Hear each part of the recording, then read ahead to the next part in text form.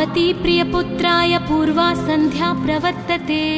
उत्तिष्ठ गजराज्यस्य कर्तव्यं लोकपालनम्। उत्तिष्ठोत्तिष्ठ विघ्नेश उत्तिष्ठ गणनायक। उत्तिष्ठ गिरिजापुत्रा जगतां मङ्गलं कुरु।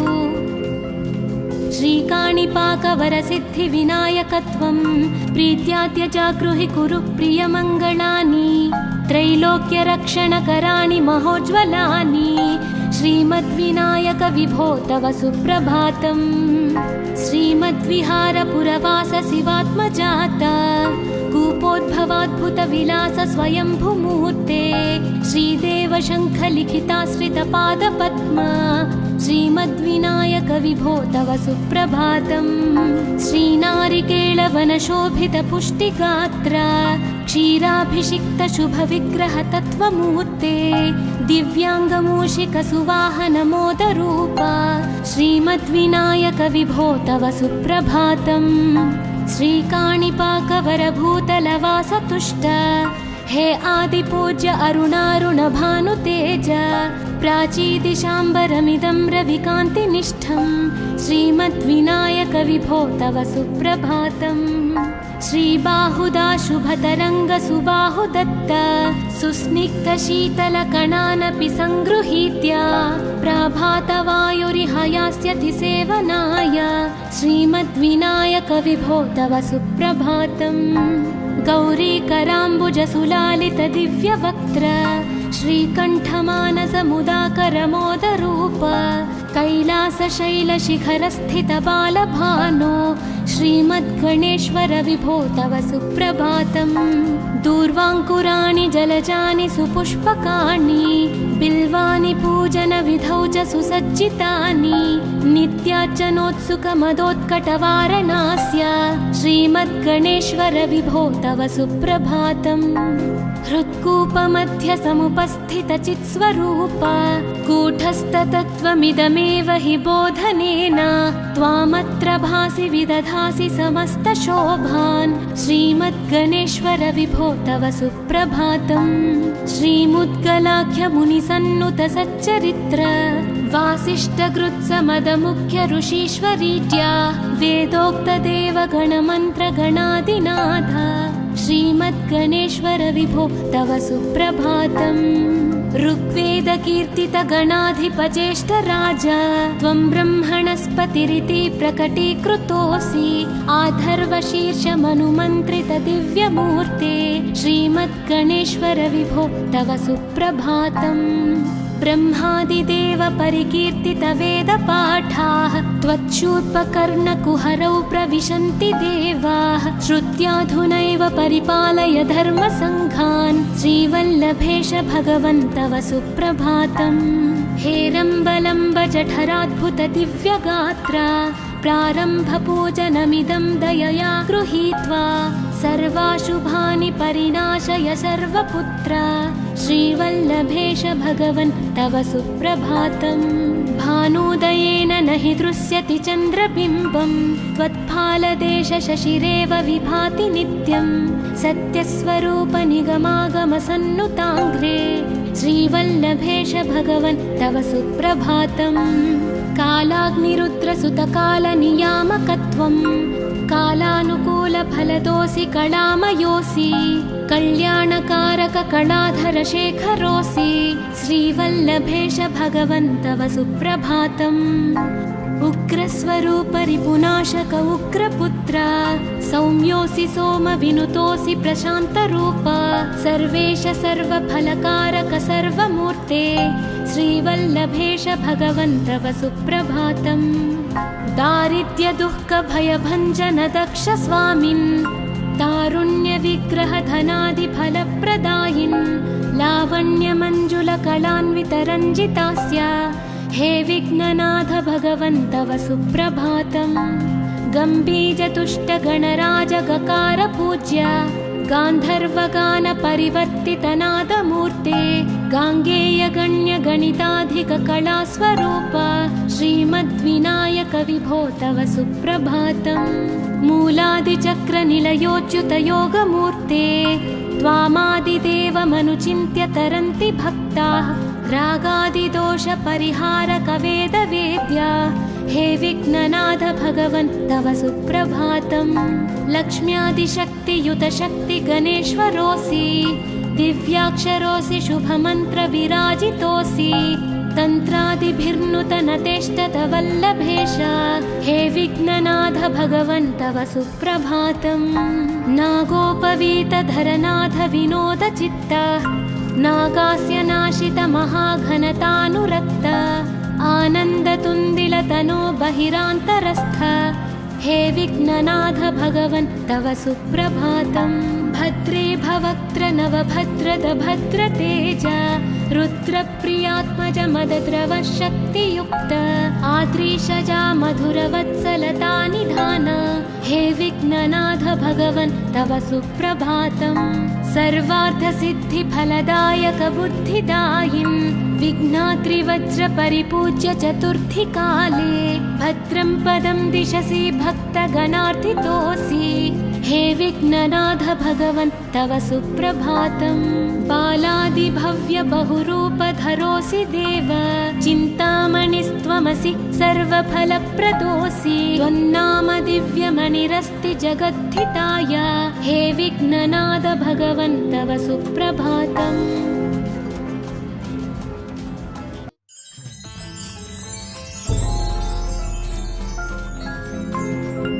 पार्वती प्रियपुत्राय पूर्वा सन्ध्या प्रवर्तते उत्तिष्ठ गजराज्यास्य कर्तव्यं लोकपालनम्। उत्तिष्ठोत्तिष्ठ विघ्नेश उत्तिष्ठ गणनायक उत्तिष्ठ गिरिजापुत्रा जगतां मङ्गलं कुरु।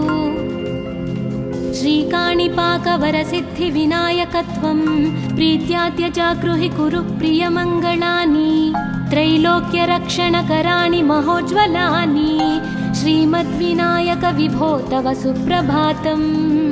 श्रीमद्विहारपुरवास शिवात्मजात कूपोद्भवाद्भुतविलास स्वयंभुमूर्ते श्रीदेव शङ्खलिखिताश्रितपादपद्म श्रीमद्विनायक विभो तव सुप्रभातम्। श्रीनारिकेळवनशोभितपुष्टिगात्र क्षीराभिषिक्तशुभविग्रहतत्त्वमूर्ते दिव्याङ्गमूषिकसुवाहनमोदरूप श्रीमद्विनायक विभो तव सुप्रभातम्। श्रीकाणिपाकवरभूतलवासतुष्ट हे आदिपूज्य अरुणारुणभानुतेज प्राचीदिशाम्बरमिदं रविकान्तिनिष्ठं श्रीमद्विनायक विभो तव सुप्रभातम्। श्रीबाहुदा शुभतरङ्गसुबाहुदत्त सुस्निग्धशीतलकणानपि सङ्गृहीत्य प्राभातवायुरिहयास्यति सेवनाय श्रीमद्विनायक विभो तव सुप्रभातम्। गौरीकराम्बुजसुलालितदिव्यवक्त्र श्रीकण्ठमानसमुदाकरमोदरूप कैलासशैलशिखरस्थितबालभानो श्रीमद्गणेश्वर विभो तव सुप्रभातम्। दूर्वाङ्कुराणि जलजानि सुपुष्पकाणि बिल्वानि पूजनविधौ च सुसज्जितानि नित्यार्चनोत्सुकमदोत्कटवारणास्य श्रीमद्गणेश्वर विभो तव सुप्रभातम्। हृत्कूपमध्यसमुपस्थितचित्स्वरूप कूटस्थतत्त्वमिदमेव हि बोधनेन त्वामत्र भासि विदधासि समस्तशोभान् श्रीमद्गणेश्वर विभो तव सुप्रभातम्। श्रीमुद्गलाख्यमुनिसन्नुतसच्चरित्र वासिष्ठकृत्समदमुख्य ऋषीश्वरीत्या वेदोक्तदेवगणमन्त्रगणादिनाथ श्रीमद्गणेश्वर विभो तव सुप्रभातम्। ऋग्वेदकीर्तितगणाधिपज्येष्ठराज त्वं ब्रह्मणस्पतिरिति प्रकटीकृतोऽसि आधर्वशीर्षमनुमन्त्रितदिव्यमूर्ते श्रीमद्गणेश्वर विभो तव सुप्रभातम्। ब्रह्मादिदेव परिकीर्तितवेदपाठाः त्वच्छूर्पकर्णकुहरौ प्रविशन्ति देवाः श्रुत्याधुनैव परिपालय धर्मसङ्घान् श्रीवल्लभेश भगवन् तव सुप्रभातम्। हेरम्बलम्ब जठराद्भुतदिव्यगात्र प्रारम्भपूजनमिदं दयया गृहीत्वा सर्वाशुभानि परिनाशय सर्वपुत्र श्रीवल्लभेश भगवन् तव सुप्रभातम् भानुदयेन न हि दृश्यति चन्द्रबिम्बं त्वत्फालदेश शशिरेव विभाति नित्यं सत्यस्वरूप निगमागमसन्नुताङ्घ्रे श्रीवल्लभेश भगवन् तव सुप्रभातम् कालाग्निरुद्रसुतकालनियामकत्वं कालानुकूलफलदोऽसि कलामयोऽसि कल्याणकारक कलाधरशेखरोऽसि श्रीवल्लभेश भगवन् तव सुप्रभातम् उग्रस्वरूप रिपुनाशक उग्रपुत्र सौम्योऽसि सोमविनुतोऽसि प्रशान्तरूप सर्वेश सर्वफलकारक सर्वमूर्ते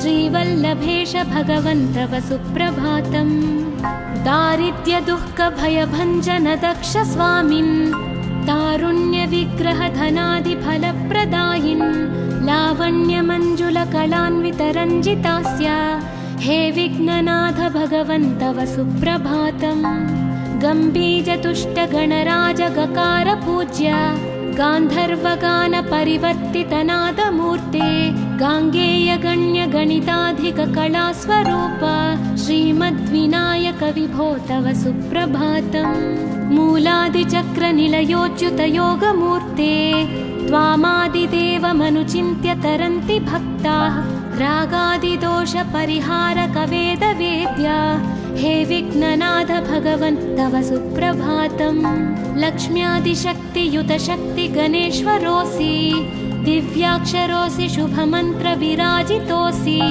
तन्त्रादिभिर्नुतनतेष्टत वल्लभेश हे विघ्ननाथ भगवन् तव सुप्रभातम् नागोपवीतधरनाथ विनोदचित्त नागास्य नाशित महाघनतानुरक्त आनन्दतुन्दिलतनो बहिरान्तरस्थ हे विघ्ननाथ भगवन् तव सुप्रभातम् भद्रे भवक्त्र नवभद्रद भद्रतेज रुद्रप्रियात्मज मदद्रव शक्तियुक्त आद्रीशजा मधुरवत्सलता निधान हे विघ्ननाथ भगवन् तव सुप्रभातम् सर्वार्थसिद्धिफलदायक बुद्धिदायिन् विघ्नाद्रिवज्रपरिपूज्य चतुर्थी काले भद्रं पदं दिशसि भक्तगणार्थितोऽसि हे विघ्ननाथ भगवन् तव सुप्रभातम् बालादिभव्य बहुरूपधरोऽसि देव चिन्तामणिस्त्वमसि सर्वफलप्रदोऽसि त्वन्नाम दिव्यमणिरस्ति जगद्धिताय हे विघ्ननाथ भगवन् तव सुप्रभातम्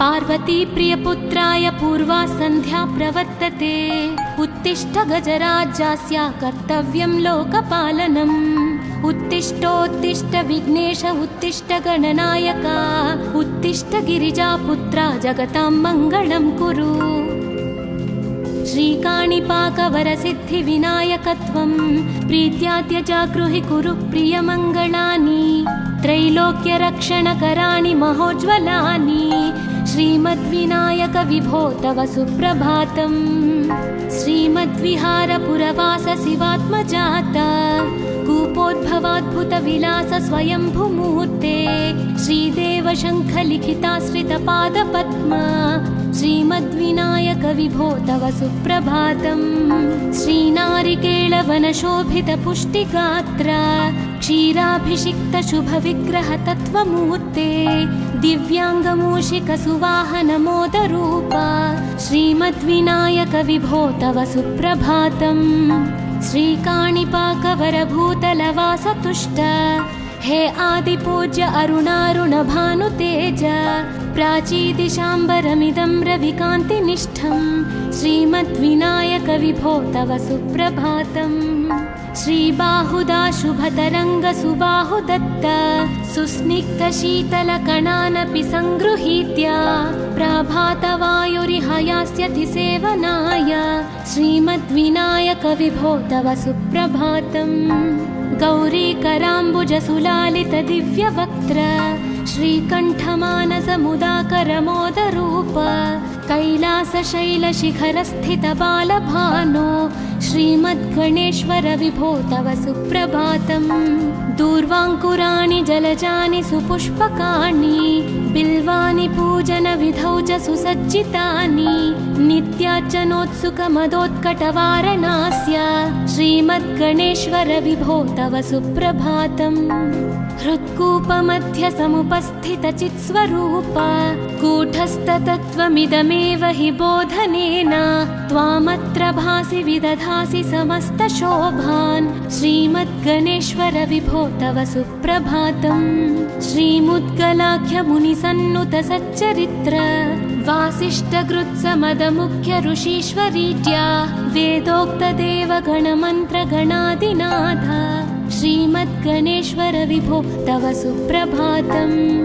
ऋग्वेदकीर्तितगणाधिपज्येष्ठराज त्वं ब्रह्मणस्पतिरिति प्रकटीकृतोऽसि आधर्वशीर्षमनुमन्त्रितदिव्यमूर्ते श्रीमद्गणेश्वर विभो तव सुप्रभातम्। ब्रह्मादिदेव परिकीर्तितवेदपाठाः त्वच्छूर्पकर्णकुहरौ प्रविशन्ति देवाः श्रुत्याधुनैव परिपालय धर्मसङ्घान् श्रीवल्लभेश भगवन् तव सुप्रभातम्। हेरम्बलम्ब जठराद्भुतदिव्यगात्र प्रारम्भपूजनमिदं दयया गृहीत्वा सर्वाशुभानि परिनाशय सर्वपुत्र श्रीवल्लभेश भगवन् तव सुप्रभातम्। भानुदयेन न हि दृश्यति चन्द्रबिम्बं त्वत्फालदेशशशिरेव विभाति नित्यं सत्यस्वरूप निगमागमसन्नुताङ्घ्रे श्रीवल्लभेश भगवन् तव सुप्रभातम्। कालाग्निरुद्रसुतकालनियामकत्वं कालानुकूलफलदोऽसि कलामयोऽसि कल्याणकारककलाधरशेखरोऽसि श्रीवल्लभेश भगवन् तव सुप्रभातम्। उग्रस्वरूप रिपुनाशक उग्रपुत्र सौम्योऽसि सोमविनुतोऽसि प्रशान्तरूप सर्वेश सर्वफलकारक सर्वमूर्ते श्रीवल्लभेश भगवन् तव सुप्रभातम्। दारिद्र्यदुःखभयभञ्जन दक्ष स्वामिन् तारुण्यविग्रहधनादिफलप्रदायिन् लावण्यमञ्जुलकलान्वितरञ्जितास्य हे विघ्ननाथ भगवन् तव सुप्रभातम्। गम्भीजतुष्टगणराजगकार पूज्य गान्धर्वगानपरिवर्तितनादमूर्ते गाङ्गेयगण्यगणिताधिककलास्वरूप श्रीमद्विनायक विभो तव सुप्रभातम्। मूलादिचक्रनिलयोच्युतयोगमूर्ते त्वामादिदेवमनुचिन्त्य तरन्ति भक्ताः रागादिदोषपरिहारकवेदवेद्या हे विघ्ननाथ भगवन् तव सुप्रभातम्।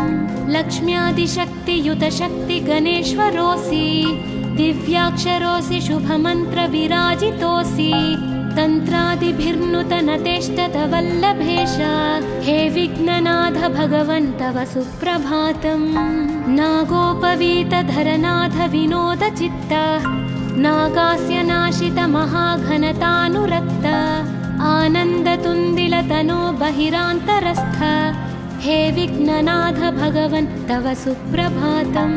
भद्रे भवक्त्र नवभद्रद भद्रतेज रुद्रप्रियात्मज मदद्रव शक्तियुक्त आद्रीशजा मधुरवत्सलता निधान हे विघ्ननाथ भगवन् तव सुप्रभातम्। सर्वार्थसिद्धिफलदायक बुद्धिदायिन् विघ्नाद्रिवज्रपरिपूज्य चतुर्थी काले भद्रं पदं दिशसि भक्तगणार्थितोऽसि हे विघ्ननाथ भगवन् तव सुप्रभातम्। बालादिभव्य बहुरूपधरोऽसि देव चिन्तामणिस्त्वमसि सर्वफलप्रदोऽसि त्वन्नाम दिव्यमणिरस्ति जगद्धिताय हे विघ्ननाथ भगवन् तव सुप्रभातम्।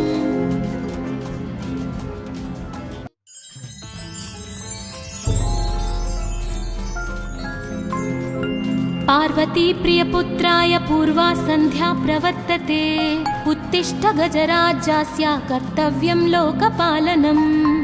उत्तिष्ठोत्तिष्ठ विघ्नेश उत्तिष्ठ गणनायक उत्तिष्ठ गिरिजापुत्रा जगतां मङ्गलं कुरु। श्रीकाणिपाकवरसिद्धिविनायकत्वं प्रीत्याद्य जागृहि कुरु प्रियमङ्गलानि त्रैलोक्यरक्षणकराणि महोज्ज्वलानि श्रीमद्विनायक विभो तव सुप्रभातम्। श्रीमद्विहारपुरवास शिवात्मजात कूपोद्भवाद्भुतविलास स्वयंभूमूर्ते श्रीदेव शङ्खलिखिताश्रितपादपद्म श्रीमद्विनायक विभो तव सुप्रभातम्। श्रीनारिकेळवनशोभितपुष्टिगात्र क्षीराभिषिक्तशुभविग्रह तत्त्वमूर्ते दिव्याङ्गमूषिकसुवाहनमोदरूप श्रीमद्विनायक विभो तव सुप्रभातम्। श्रीकाणिपाकवरभूतलवासतुष्ट हे आदिपूज्य अरुणारुणभानुतेज प्राचीदिशाम्बरमिदं रविकान्तिनिष्ठं श्रीमद्विनायक विभो तव सुप्रभातम्। श्रीबाहुदाशुभतरङ्गसुबाहुदत्त सुस्निग्धशीतलकणानपि सङ्गृहीत्य प्रभातवायुरिहयास्यति सेवनाय श्रीमद्विनायक विभो तव सुप्रभातम्। गौरीकराम्बुजसुलालितदिव्यवक्त्र श्रीकण्ठमानसमुदाकरमोदरूप कैलासशैलशिखरस्थितबालभानो श्रीमद्गणेश्वर विभो तव सुप्रभातम्। दूर्वाङ्कुराणि जलजानि सुपुष्पकाणि बिल्वानि पूजनविधौ च सुसज्जितानि नित्यार्चनोत्सुकमदोत्कटवारणास्य श्रीमद्गणेश्वर विभो तव सुप्रभातम्। हृत्कूपमध्यसमुपस्थितचित्स्वरूप कूटस्थतत्त्वमिदमेव हि बोधनेन त्वामत्र भासि विदधासि समस्तशोभान् श्रीमद्गणेश्वर विभो तव सुप्रभातम्। श्रीमुद्गलाख्यमुनिसन्नुत सच्चरित्र वासिष्ठकृत्समदमुख्य ऋषीश्वरीत्या वेदोक्तदेवगणमन्त्रगणादिनाथ श्रीमद्गणेश्वर विभो तव सुप्रभातम्। ऋग्वेदकीर्तितगणाधिपज्येष्ठराज त्वं ब्रह्मणस्पतिरिति प्रकटीकृतोऽसि आधर्वशीर्षमनुमन्त्रितदिव्यमूर्ते श्रीमद्गणेश्वर विभो तव सुप्रभातम्। ब्रह्मादिदेव परिकीर्तितवेदपाठाः त्वच्छूर्पकर्णकुहरौ प्रविशन्ति देवाः श्रुत्याधुनैव परिपालय धर्मसङ्घान् श्रीवल्लभेश भगवन् तव सुप्रभातम्। हेरम्बलम्ब जठराद्भुत दिव्यगात्र प्रारम्भपूजनमिदं दयया गृहीत्वा सर्वाशुभानि परिनाशय सर्वपुत्र श्रीवल्लभेश भगवन् तव सुप्रभातम्। भानुदयेन न हि दृश्यति चन्द्रबिम्बं त्वत्फालदेश शशिरेव विभाति नित्यं सत्यस्वरूप निगमागमसन्नुताङ्घ्रे श्रीवल्लभेश भगवन् तव सुप्रभातम्। कालाग्निरुद्रसुतकालनियामकत्वं कालानुकूलफलदोऽसि कलामयोऽसि कल्याणकारक कलाधर शेखरोऽसि श्रीवल्लभेश भगवन् तव सुप्रभातम्। उग्रस्वरूप रिपुनाशक उग्रपुत्र सौम्योऽसि सोमविनुतोऽसि प्रशान्तरूप सर्वेश सर्वफलकारक सर्वमूर्ते श्रीवल्लभेश भगवन् तव सुप्रभातम्। दारिद्र्यदुःखभयभञ्जन दक्ष स्वामिन् तारुण्यविग्रहधनादिफलप्रदायिन् लावण्यमञ्जुलकलान्वितरञ्जितास्य हे विघ्ननाथ भगवन् तव सुप्रभातम्। गम्भीजतुष्टगणराजगकार पूज्य गान्धर्वगानपरिवर्तितनादमूर्ते गाङ्गेयगण्यगणिताधिककलास्वरूप श्रीमद्विनायक विभो तव सुप्रभातम्। मूलादिचक्रनिलयोच्युतयोगमूर्ते त्वामादिदेवमनुचिन्त्य तरन्ति भक्ताः रागादिदोषपरिहारक वेदवेद्या हे विघ्ननाथ भगवन् तव सुप्रभातम् लक्ष्म्यादिशक्तियुत शक्ति गणेश्वरोऽसि दिव्याक्षरोऽसि शुभमन्त्र विराजितोऽसि तन्त्रादिभिर्नुतनतेष्टत वल्लभेश हे विघ्ननाथ भगवन् तव सुप्रभातम् नागोपवीतधरनाथ विनोदचित्त नागास्य नाशित महाघनतानुरक्त आनन्दतुन्दिलतनो बहिरान्तरस्थ हे विघ्ननाथ भगवन् तव सुप्रभातम् भद्रे भवक्त्र नवभद्रद भद्रतेज रुद्रप्रियात्मज मदद्रव शक्तियुक्त आद्रीशजा मधुरवत्सलता निधान हे विघ्ननाथ भगवन् तव सुप्रभातम् सर्वार्थसिद्धिफलदायक बुद्धिदायिन् विघ्नाद्रिवज्र परिपूज्य चतुर्थी काले भद्रं पदं दिशसि भक्तगणार्थितोऽसि हे विघ्ननाथ भगवन् तव सुप्रभातम् बालादिभव्य बहुरूपधरोऽसि देव चिन्तामणिस्त्वमसि सर्वफलप्रदोऽसि त्वन्नाम दिव्यमणिरस्ति जगद्धिताय हे विघ्ननाथ भगवन् तव सुप्रभातम्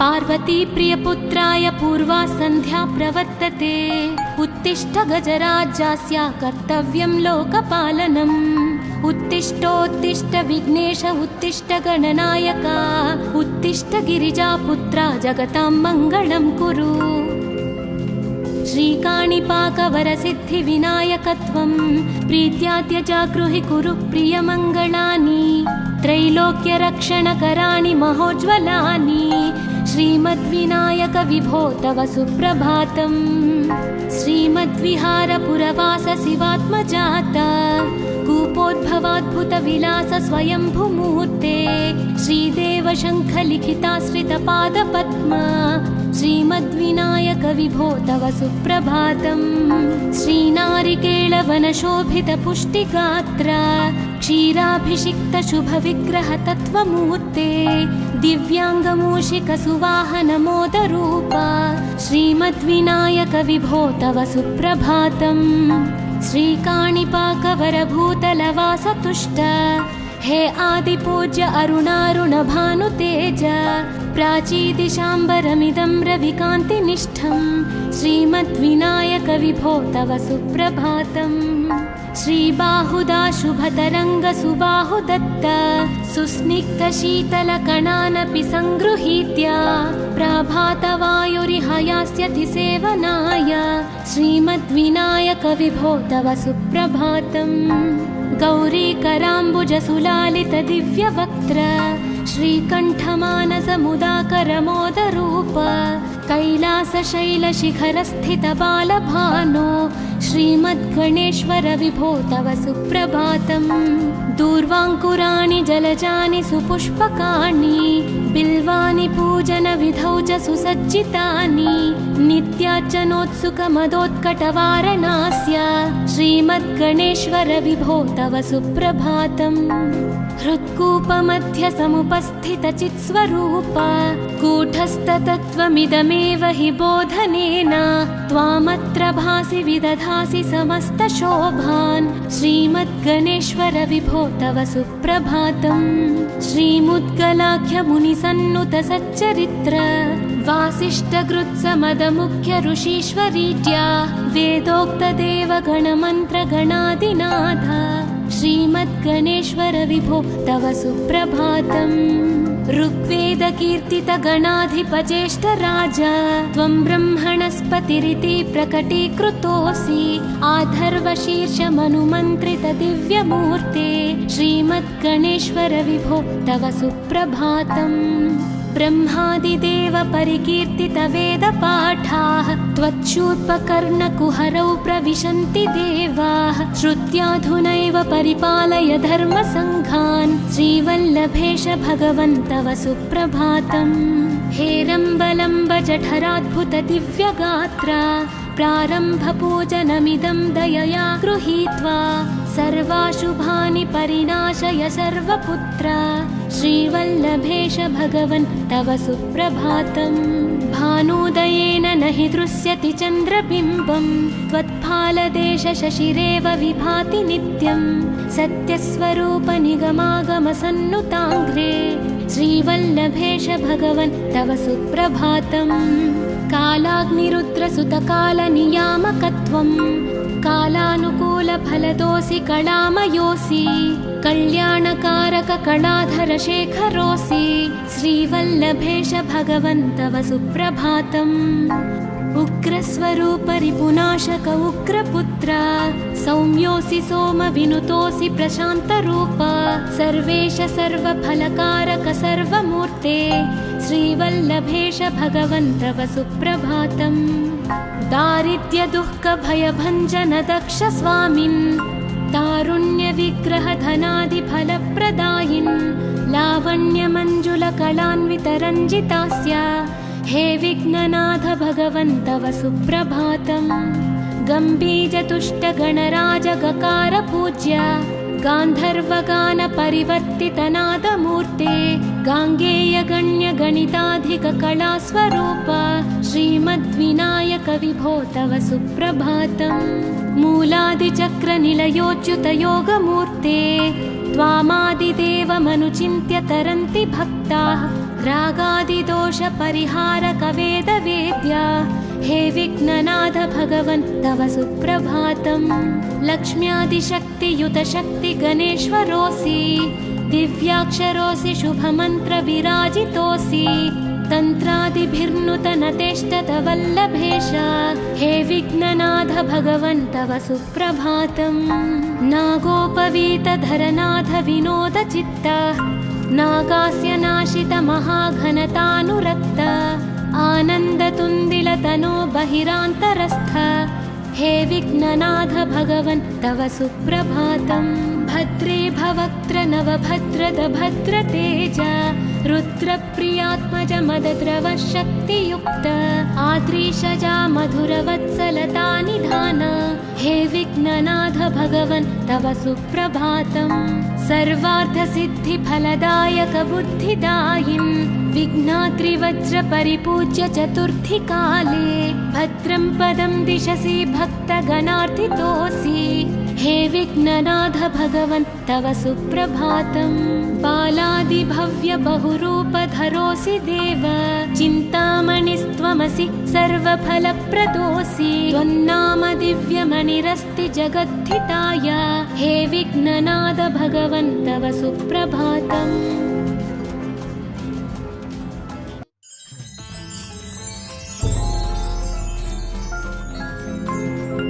पार्वती प्रियपुत्राय पूर्वा सन्ध्या प्रवर्तते उत्तिष्ठ गजराज्यस्य कर्तव्यं लोकपालनम् उत्तिष्ठोत्तिष्ठ विघ्नेश उत्तिष्ठ गणनायक उत्तिष्ठ गिरिजापुत्रा जगतां मङ्गलं कुरु श्रीकाणिपाकवरसिद्धिविनायकत्वं प्रीत्याद्य जागृहि कुरु प्रियमङ्गलानि त्रैलोक्यरक्षणकराणि महोज्ज्वलानि श्रीमद्विनायक विभो तव सुप्रभातम् श्रीमद्विहारपुरवास शिवात्मजात कूपोद्भवाद्भुतविलास स्वयंभूमूर्ते श्रीदेव शङ्खलिखिताश्रितपादपद्मा श्रीमद्विनायक विभो तव सुप्रभातम् श्रीनारिकेळवनशोभितपुष्टिगात्र क्षीराभिषिक्त शुभविग्रह तत्त्वमूर्ते दिव्याङ्गमूषिकसुवाहनमोदरूप श्रीमद्विनायक विभो तव सुप्रभातम् श्रीकाणिपाकवरभूतलवासतुष्ट हे आदिपूज्य अरुणारुणभानुतेज प्राचीदिशाम्बरमिदं रविकान्तिनिष्ठं श्रीमद्विनायक विभो तव सुप्रभातम् श्रीबाहुदा शुभतरङ्गसुबाहुदत्त सुस्निग्धशीतलकणानपि सङ्गृहीत्य प्रभातवायुरिहयास्यति सेवनाय श्रीमद्विनायक विभो तव सुप्रभातम् गौरीकराम्बुजसुलालित दिव्यवक्त्र श्रीकण्ठमानसमुदाकरमोदरूप कैलासशैलशिखरस्थितबालभानो श्रीमद्गणेश्वर विभो तव सुप्रभातम्। दूर्वाङ्कुराणि जलजानि सुपुष्पकाणि बिल्वानि पूजनविधौ च सुसज्जितानि नित्यार्चनोत्सुकमदोत्कटवारणास्य श्रीमद्गणेश्वर विभो तव सुप्रभातम्। हृत्कूपमध्य समुपस्थितचित्स्वरूप कूटस्थतत्त्वमिदमेव हि बोधनेन त्वामत्र भासि विदधासि समस्तशोभान् श्रीमद्गणेश्वर विभो तव सुप्रभातम्। श्रीमुद्गलाख्यमुनिसन्नुत सच्चरित्र वासिष्ठकृत्समदमुख्य ऋषीश्वरीत्या वेदोक्तदेवगणमन्त्रगणादिनाथ श्रीमद्गणेश्वर विभो तव सुप्रभातम्। ऋग्वेदकीर्तितगणाधिपज्येष्ठराज त्वं ब्रह्मणस्पतिरिति प्रकटीकृतोऽसि आधर्वशीर्षमनुमन्त्रितदिव्यमूर्ते श्रीमद्गणेश्वर विभो तव सुप्रभातम्। ब्रह्मादिदेव परिकीर्तितवेदपाठाः त्वच्छूर्पकर्णकुहरौ प्रविशन्ति देवाः श्रुत्याधुनैव परिपालय धर्मसङ्घान् श्रीवल्लभेश भगवन् तव सुप्रभातम्। हेरम्बलम्ब जठराद्भुत दिव्यगात्रा प्रारम्भपूजनमिदं दयया गृहीत्वा सर्वाशुभानि परिनाशय सर्वपुत्र श्रीवल्लभेश भगवन् तव सुप्रभातम्। भानुदयेन न हि दृश्यति चन्द्रबिम्बं त्वत्फालदेश शशिरेव विभाति नित्यं सत्यस्वरूप निगमागमसन्नुताङ्घ्रे श्रीवल्लभेश भगवन् तव सुप्रभातम्।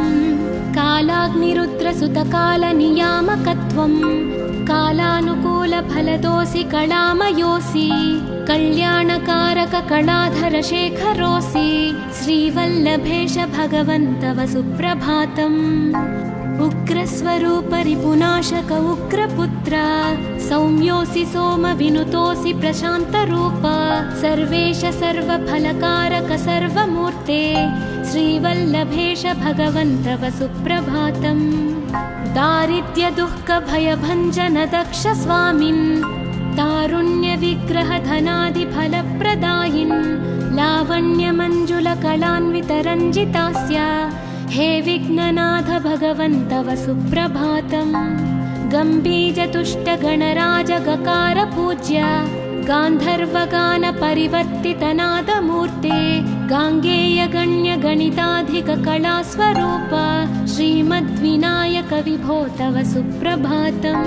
मूलादिचक्रनिलयोच्युतयोगमूर्ते त्वामादिदेवमनुचिन्त्य तरन्ति भक्ताः रागादिदोषपरिहारकवेदवेद्या हे विघ्ननाथ भगवन् तव सुप्रभातम्। लक्ष्म्यादिशक्तियुतशक्तिगणेश्वरोऽसि दिव्याक्षरोऽसि शुभमन्त्रविराजितोऽसि तन्त्रादिभिर्नुतनतेष्टतवल्लभेश हे विघ्ननाथ भगवन् तव सुप्रभातम्। नागोपवीतधरनाथ विनोदचित्त नागास्य नाशित महाघनतानुरक्त आनन्दतुन्दिलतनो बहिरान्तरस्थ हे विघ्ननाथ भगवन् तव सुप्रभातम्।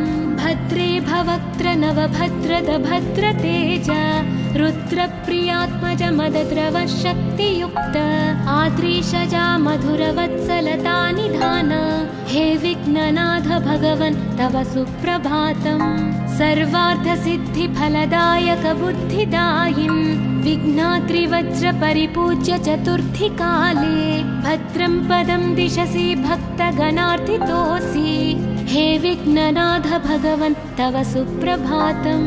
बालादिभव्य बहुरूपधरोऽसि देव चिन्तामणिस्त्वमसि सर्वफलप्रदोऽसि त्वन्नाम दिव्यमणिरस्ति जगद्धिताय हे विघ्ननाथ भगवन् तव सुप्रभातम्।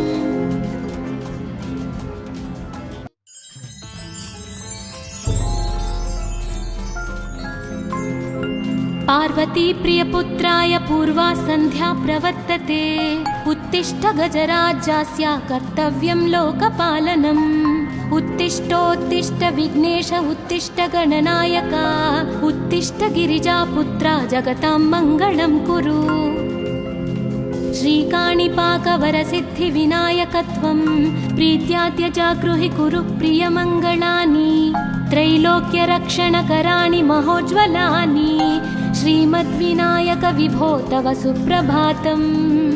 श्रीमद्विहारपुरवास शिवात्मजात कूपोद्भवाद्भुतविलास स्वयंभुमूर्ते श्रीदेव शङ्खलिखिताश्रितपादपद्मा श्रीमद्विनायक विभो तव सुप्रभातम्।